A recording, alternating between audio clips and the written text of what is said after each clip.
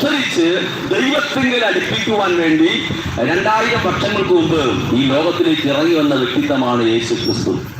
കേവലം ഇവിടെ ഒത്തിരി മതങ്ങളുണ്ട്. ഹൈന്ദവ മതമുണ്ട്, മുസ്ലിം മതമുണ്ട്, അതുപോലെ സിഖ് മതം, ക്രൈസ്തവ മതം, ബുദ്ധമതം, അതുപോലെ തന്നെ യഹൂദ മതം എന്നൊക്കെ പറഞ്ഞ ഒത്തിരി മതങ്ങളുണ്ട്.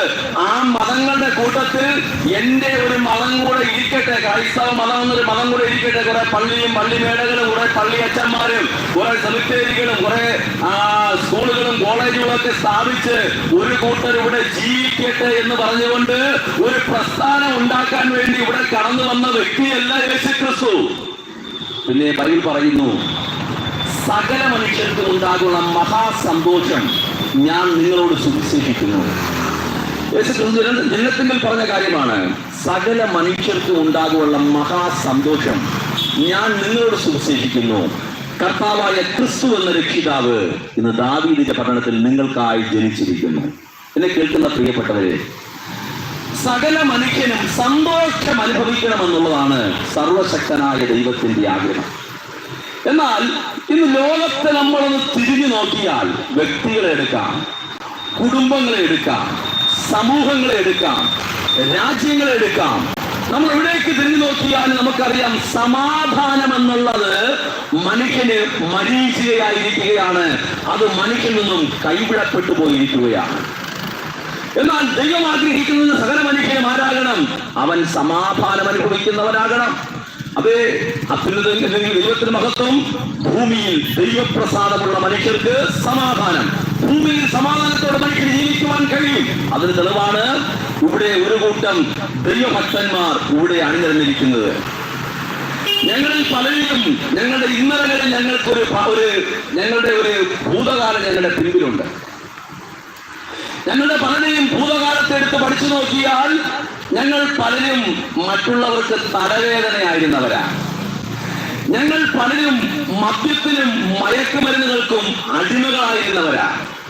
ഞങ്ങൾ പലരും ഞങ്ങളുടെ മാതാപിതാക്കൾക്കും ഞങ്ങളുടെ ഭാര്യയ്ക്കും ഞങ്ങളുടെ കുഞ്ഞുങ്ങൾക്കും ഞങ്ങളുടെ സഹോദരങ്ങൾക്കും ഞങ്ങളുടെ അയൽക്കാർക്കും സ്വസ്ഥത കൊടുക്കാതിരുന്നവരാണ്.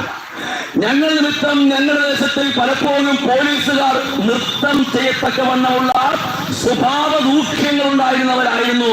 ഇന്നലകളിൽ ഞങ്ങളുടെ പിന്നിലെ ചരിത്രം പഠിച്ചു നോക്കിയാൽ അടിയുടെ ഇടിയുടെ വെടിയുടെ മുമ്പിൽ അമ്മേ എന്ന് വിളിക്കുകയില്ല എന്ന് ഞങ്ങളുടെ ഇസങ്ങൾക്ക് വേണ്ടി ഘോരഘോരം അത് സിന്ദാബാദ് വിളിച്ചിട്ടുള്ളവരാണ് ഞങ്ങളിൽ പലരും.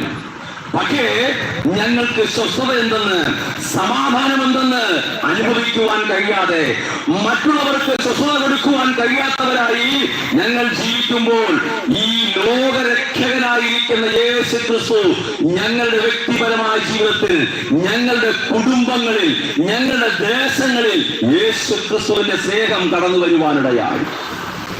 ഈ യേശുവിന്റെ സ്നേഹം കടന്നു വന്നപ്പോൾ ഞങ്ങളുടെ ഹൃദയത്തെ ഞങ്ങളെ രക്ഷിക്കുവാൻ വേണ്ടി സ്വർഗത്തെ വിട്ട് താളലോകത്തിൽ കടന്നു വന്ന യേശുവിന് ഞങ്ങളുടെ ഹൃദയത്തെ, ഞങ്ങളുടെ വീട്ടിനെ, ഞങ്ങളുടെ ദേശത്തെ ഞങ്ങൾ തുറന്നു കൊടുത്തപ്പോൾ ഞങ്ങളുടെ സ്വഭാവത്തിൽ സമൂലം മാറ്റം വരുത്തി.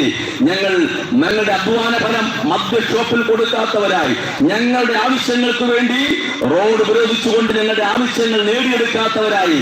എന്തെന്ന് ചോദിച്ചാൽ രണ്ടിന് കുന്നെന്ന് പറഞ്ഞ് അടിയടാ ഇടിയടാ എന്ന് പറയുന്ന സ്വഭാവക്കാരല്ലാതെ ഞങ്ങളെ ആക്കിയ ഒരു വ്യക്തിയുണ്ട്.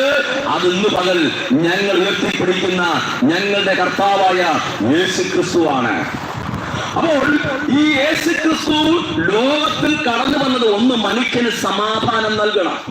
മനുഷ്യൻ അനുഭവിക്കുന്ന തിക്താനുഭവങ്ങൾ അവനെ നിയന്ത്രിക്കുന്ന, അവന്റെ ഹൃദയത്തിനകത്ത് നന്മ ചെയ്യുവാനും നല്ലത് ചിന്തിക്കുവാനും നല്ലത് പ്രവർത്തിക്കുവാനും ഒക്കെ അവന്റെ ഹൃദയത്തിൽ വാഞ്ചയുണ്ടെങ്കിലും ആഗ്രഹമുണ്ടെങ്കിലും അത് ചെയ്യിക്കാതെ വണ്ണം അവനെ തിന്മ ചെയ്യിക്കുന്ന ഒരു ഘടകം മനുഷ്യനിൽ കുടിയിരിപ്പുണ്ട്.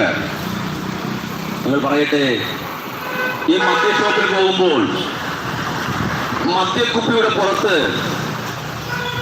ഒരു ഇൻഫർമേഷൻ നമുക്കുണ്ട്. ഇങ്ങനെയാണ് എഴുതിയിരിക്കുന്നത്: മദ്യം ആരോഗ്യത്തിന് ഹാനികരമാണ്, അതുകൊണ്ട് അത് ഒഴിവാക്കണം.